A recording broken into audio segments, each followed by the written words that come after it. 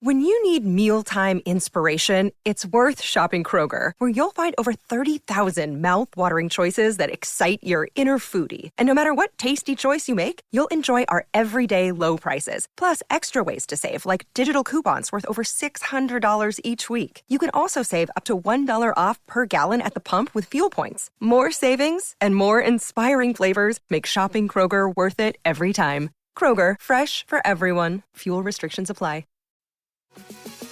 This episode is brought to you by Experian. Are you paying for subscriptions you don't use, but can't find the time or energy to cancel them? Experian could cancel unwanted subscriptions for you, saving you an average of $270 per year. And plenty of time. Download the Experian app.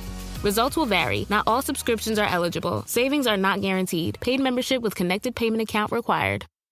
Thanks for choosing this free Anfield Index podcast.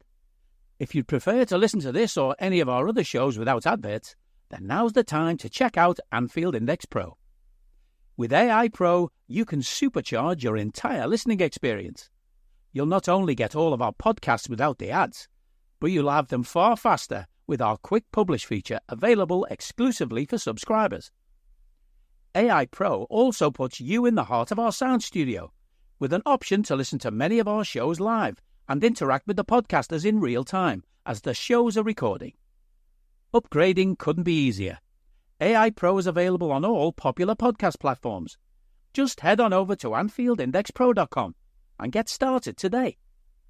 How are we? It is Thursday. I promised Pro Plus today, and here is the Pro Plus on Anfield Index Pro. The other day, I went through left back and defensive midfield options that we could potentially look at in the remaining 5 and a bit weeks of this window. And today we're going to look at, they're the needs. Left back, defensive midfield, they're the needs. Today we're going to look at more of the wants. The positions that the fan base seem to believe we need to strengthen in. Now, I'm of the belief that for an Arne Slot team and how he uses wide players, Harvey is grand as a backup to Mo. So he doesn't have a spot really in an Ireland midfield. Could play the attacking midfield role, obviously, but Dom is the better option there. So he can be back up to Dom and obviously back up to Mo.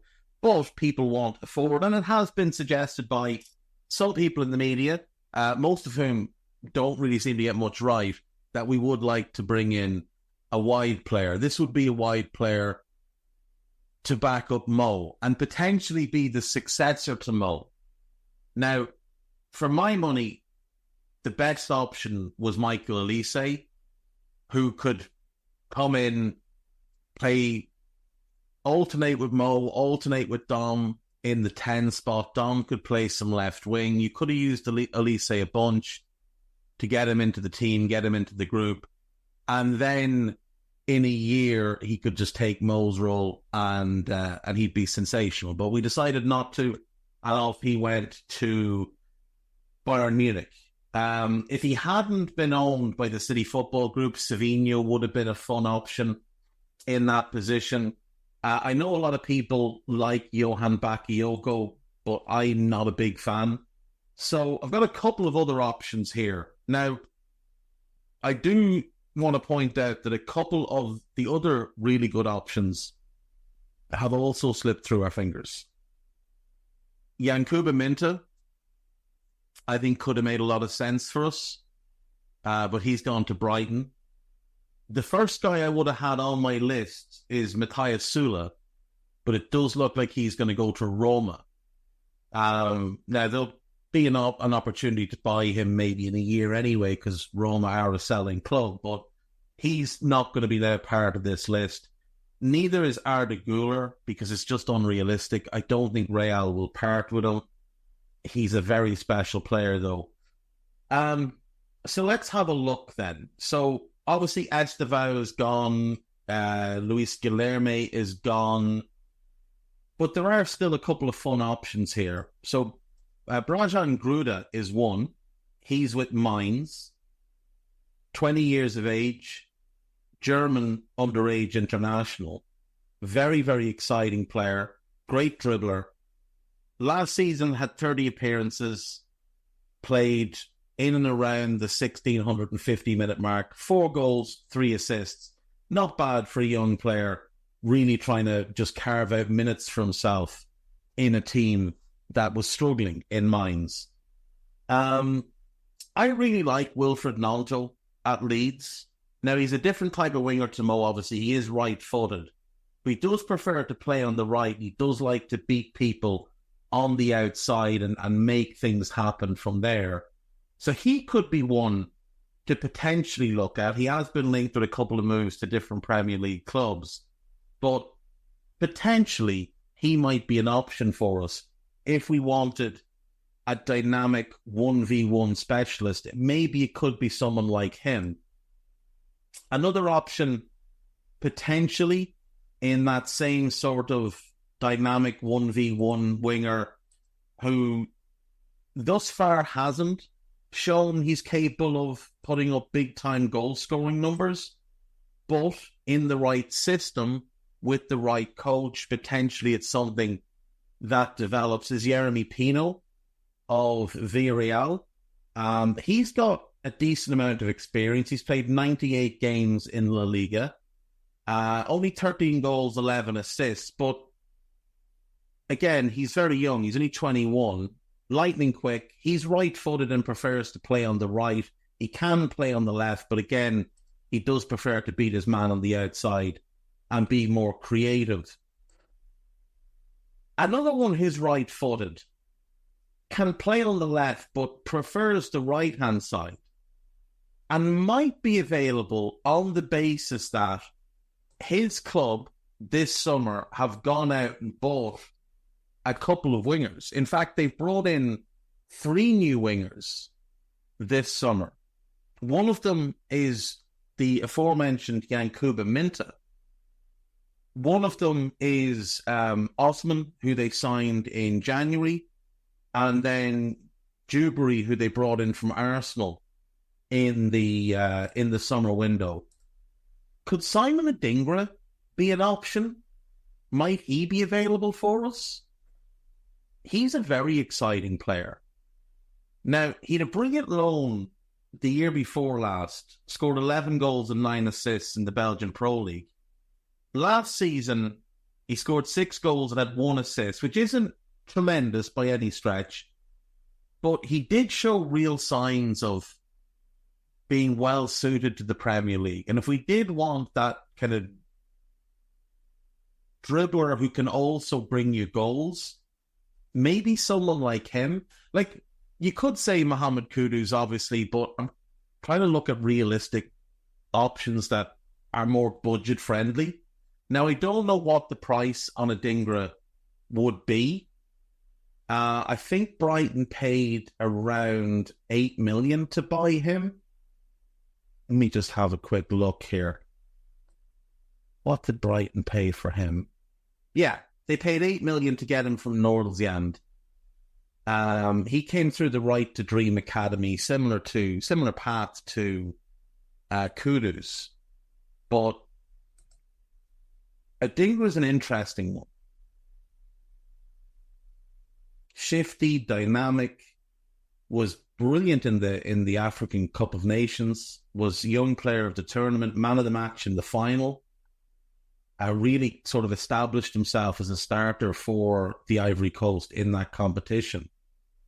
With Nordsjælland, he went 10-33. In all competitions for Union in Belgium, he had 15 goals in 51 games, and then 7 in 40 last season. Now, he doesn't seem to have had any kind of injuries either. He did have a hamstring injury over Christmas last year, and he missed 6 games. Oh, and he missed the start of the AFCON, didn't he? Because there was a bit of a kerfuffle over him going. But other than that, he's been fairly bulletproof. I think Adingra would be well worth a look. Another one is Ernest Nama, who's another Ghanaian winger. He is with Lyon He's just moved to Lyon permanently, but he's another one that came through right to dream into Nordsjælland. And then, in a bit of financial chicanery, a Belgian club who are owned by John Textor, who also owns Lyon and also owns a bunch of other clubs, including part of Crystal Palace, they bought him and loaned him directly to Lyon, who couldn't afford to buy him because of their own financial situation. He showed plenty of promise last season and might be one that's worth considering. Again, that right to dream path really does seem like just such a fruitful journey for so many of these players. Sulemana came that way into Europe as well. But Nuama's an interesting one. He's left-footed, plays on the right. Luciano Rodriguez would have been interesting, but he's just joined Bahia in Brazil, I think. A club owned, obviously, by the City Football Group. Tatawa would have been an option, I'd imagine. But Leicester have just made that deal permanent. They had the option to buy, and they've obviously pushed through with it because, why wouldn't they? An interesting option, not necessarily the biggest goal scorer, but a clever player, a decent creative outlet. Patrick Wimmer of Werder Bremen. No, sorry, of Wolfsburg. Of Wolfsburg. Austrian international, 23 years of age. Might not have enough upside for us to consider it, but he's definitely a good player and could potentially add value to a team like ours. But probably tops out as more of a squad player. So he's probably more one that you bring in as a backup to Mo, and then from there he sort of stays as the backup. When Mo leaves, you have to go and buy a different type of winger, a more high ceiling winger. Other options, I mean, you can always look at players that can play both flanks. I would have had interest in us maybe looking at Adeyemi 2 years ago. I'm not overly sold on him now. I don't think he's developed very well. But I do like Dango Ouattara of Bournemouth, who's 22 years of age. I think showed great promise in his first kind of half season there when he joined initially. And then last year was just used kind of weirdly, was like a utility player, played left back a bunch of times. But Richard Hughes was involved in bringing him to Bournemouth. He's still only 22. He does have quite a lot of upside, so he might be one to look at. Ander Berentia, he's a right-footed left winger by nature, but he has played a bunch on the right. Plays for Real Sociedad. He might be someone that's worth a look. Again, doesn't necessarily have the output that we'd be looking for, but certainly interesting. Same would go for Antonio Nusa. Now, whether or not he can pass a medical is another question. That's the big doubt that a lot of people have with him, because he did fail a medical at Brentford, and I think he might have failed with Spurs as well, but I don't know for certain.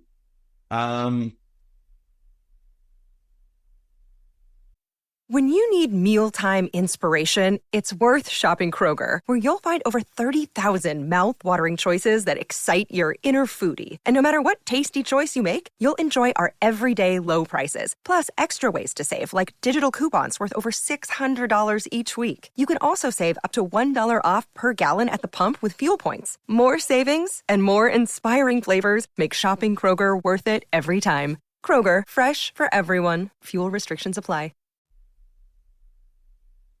Another winger at Lyon is Malik Fofana. He's talented, but he's only been there 6 months, so maybe it's not just time to go and pluck him out yet. I really like Wilson Odobert at Burnley. I like Koleosho as well, but I like Odebert more. And he's one that I think you could mould into that sort of 1v1 type of winger on the right. He's still very young, only 19, but definitely one I think worth keeping an eye on. Asana Diao of Real Betis, again, primarily plays on the left, but can definitely play on the right. Lightning pace. I think he shows potential to score plenty of goals. So he might be one to keep an eye on as well. I think there's a good group there that you could look to bring in now. The question is, with a lot of them, are they ready to start next year if Mo leaves? And truthfully, the answer is probably no. For pretty much all of them. Maybe Adingra would be. Maybe. He'd be 23, another year in the Premier League. The type of football that Arna plays should suit his game. And as I said on the Daily Red, this might come out on Friday, so as I said on the Daily Red on Thursday, you're not necessarily looking to replace the output just of Mo. You're looking to replicate the output of the 18-19 team, really. That's the best balanced team we had. And it's doable without having a Mo. Especially if you're getting a lot more in terms of goals and assists, goal involvements from your midfield, which we will get with Dom and Alexis over Henderson and Ginny. So you don't necessarily need... And a much more productive bench than what we had back there. So you don't necessarily need the same, eye-catching numbers as the front three had in 18-19. But as I go through these, I do sort of default back to where I started with this, which is I think Harvey's fine as the backup. I think if Mo leaves next summer, you probably need to go and get someone of a very high ceiling, someone who's ready-made. And I think Mohamed Kudus would fit well. If Elise doesn't settle at Bayern and wants to come back to England, he'd be absolutely perfect. If Rodrigo wanted to leave Real Madrid, you make that happen and you figure out the other pieces. So in terms of right-wingers, I'm not sure there's really... Matthias Sula, I think, was the one. I think he would have been perfect. I think Adingra would have been... Or not Adingra, Minta would have been really good. Just given his age, he's further away from being ready than someone like Sula because he's only 19. But given his age and the scope of what he could become, it probably would have been the gamble to go with. The young gamble to go with probably would have been either Minta or Sula, but both of them are off the market now. Unless we do something mad and hijack Sula, which I don't see happening. Moving on to the other position that people seem adamant that they want, which is centre-back. And for me, I'm again looking at this as we have 5. I think the 5 we have are absolutely fine. In Virgil, Ibu, Kwanzaa, Joe Gomez, and Seth Vandenberg. Now, if one of them leaves, then for sure, bring in a centre-back. The issue I have is that people will call for us to buy Antonio Silva or Usman Diamonde, and they're both excellent, but they're going to cost 70, 80 million. And that's just not where we should be spending that type of resource, because it's not a starter we're looking for. It's someone to come in and most likely be the 4th choice, potentially the 5th choice for the first season. So let's have a look at some of the options that could be cost-effective, realistic, fit the profile of what we're looking for, which in general is a big, tall, powerful centre-back. Now, Malik Thiaw is at AC Milan. He's currently been linked to the move to Newcastle. for in around the 30 to 35 million mark. I would pay that for him. I think he's very good. I think you can develop him into the type of centre-back that works for a club like us. Strahinja Pavlovic is another one. He is at RB Salzburg, 23 years of age, Serbian international, very, very powerful, very dominant, aggressive. He's left-footed, so he'd be a Virgil backup. My preference would actually be for Quansah to be that, and for the centre-back we bring in to be a right-footed backup to Ibu. But I certainly wouldn't say no to Pavlovic.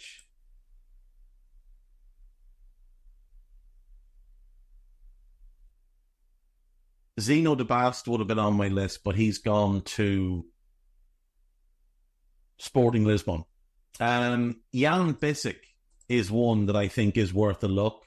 23-year-old German, currently at Inter Milan. Not sure how much of a future he's got there.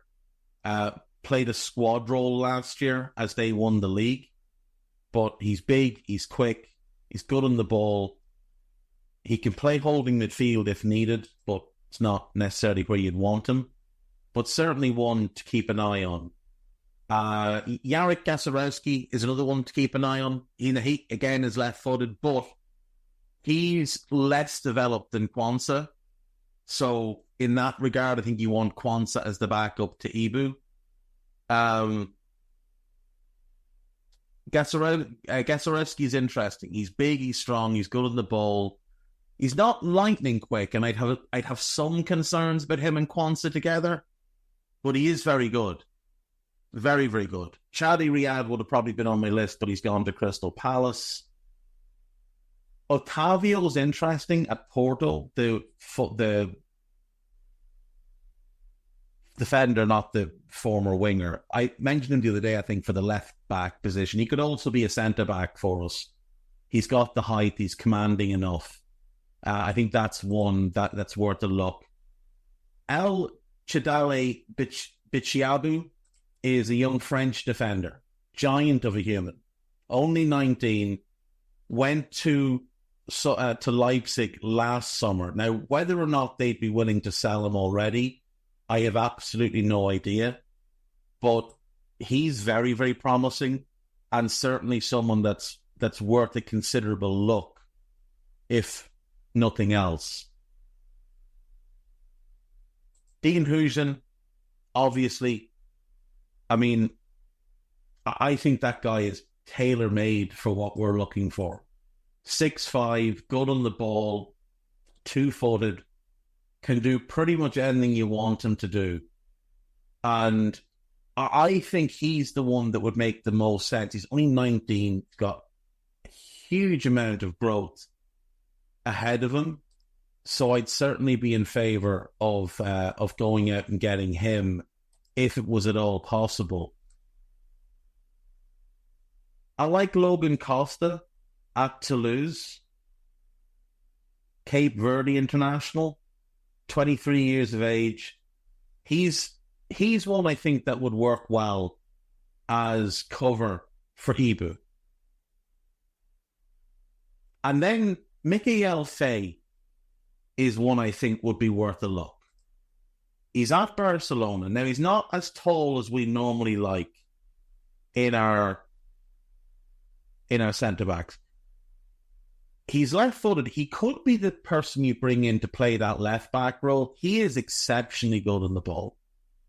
I don't really understand why Barcelona seem open to a sale. Now, there is suggestion that what they're trying to do is make sure there's a mandatory buyback in the contract so they can get him back if they want or whatever. But I think he would make a ton of sense for us, just given the level of talent that he has. And then finally, I'd look at Christian Christian Moissa, the other centre-back at Toulouse. Now, he, again, smaller than we would normally like at centre-back, can play left-back, so could be an option there. Very young, only 19, wouldn't be someone you'd be bringing in as a starter. he's quite raw, but he is good. He is good. And then the last name is Amanda. Eintracht Frankfurt own him. He was on loan at Young Boys in Switzerland last year. He is Swiss. He came through the Swiss Academy. I believe he was bought in January and loaned back. You'd probably have to pay over the odds to get him, because when Frankfurt got him, a lot of clubs were in for him, and they paid a little bit over the odds to get him. I think they paid like 9 million at the time, when he only had like a handful of games under his belt. But he's very, very promising. He's huge, 6'4", 6'5", built like a tank, lightning quick, like near Virgil levels of pace, I would say. Carries the ball like Joel Matip.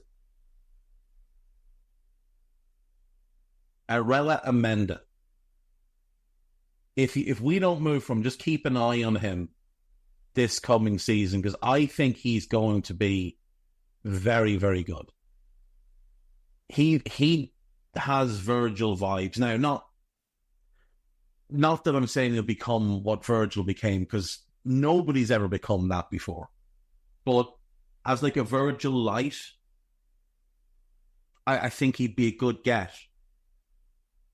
And you could bring him in, develop him as the cover for Ibu. He'd play a bunch, and you could develop him and Kwanzaa together potentially as your centre-back pairing in the future. Huijsen is my first choice. This guy'd be pretty high on the list, though. So there we go. Bunch of right wingers, but to be completely honest, I don't think there's anybody out there that's available to us that would be ready to take over from Mo in a year. I just don't see it. I think you're better off rolling with Harvey for a year, keeping your powder dry, and then next summer going and finding someone who's ready-made to come in and contribute at a very high level. Someone like a Mohamed Kudus, potentially.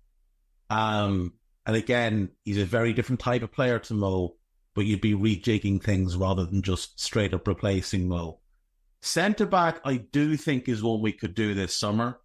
It's not a necessity unless Sepp leaves, but there are great options out there for us. And I threw in a couple of lads that are probably better suited to the left-back role, though they wouldn't be as prominent on my list as the names I gave the other day.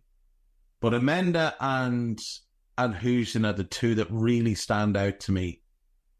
That would make a ton of sense for us. And Amenda's quicker than Huijsen. Now, Huijsen's, I think, better on the ball. They're both really good dribblers. This guy's a better dribbler than Huijsen, but Huijsen's a better passer of the ball and dribbles really well. Huijsen's taller, but I would say Amenda's more powerful. Either of them. If you could sell Sepp for 15, 18, I think 18 is what we would ideally like.